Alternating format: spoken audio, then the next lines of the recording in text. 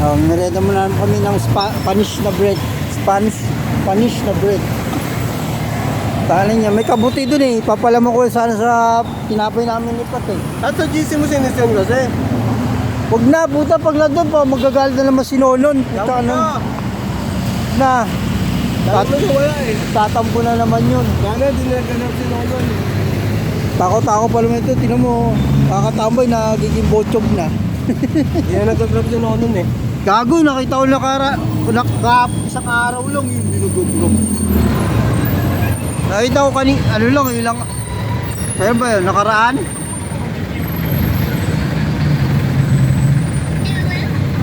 Masarap yung tinapay doon sa may tapat ng SM, tapos 10 piso lang yung cook. Alam mo yan?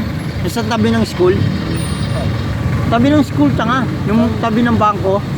Yung bakery doon, tsaka 10 piso lang cook doon, tapos yung tinapay ni Spanish, ang init pa, 5 piso lang. Ano kaya? Yung school, Pilar. Paglabas mo ng Pilar, yung school, Mansa, yung main road lang. Sa dati natin kinakainan? Hindi. Sa dati nga natin kinakainan? Dapat daw ng barangay yun, bago mag-barangay. Sabi lang ng school. Ayun nga, sa dati natin kinakainan. Oo. Ang kaya yan. Hindi ito banda, hindi. Ang mga rea ka puta. Doon nga yun. Hindi, may bakery kasi sa tabi ng kinakain na Tagal na nga yun. Hindi doon. Dito sa, dalawa bakery doon eh. May bakery na may... Saan sa may katabi ng pagawaan?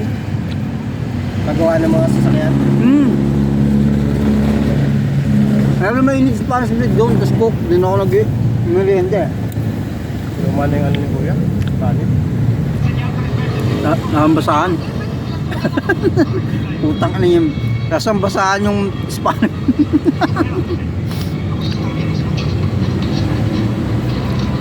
Ano kaya?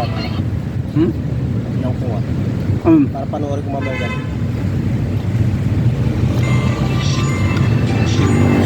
Lovely. Lovely. Lovely. Buti ka may tubig ako wala. Alam mo?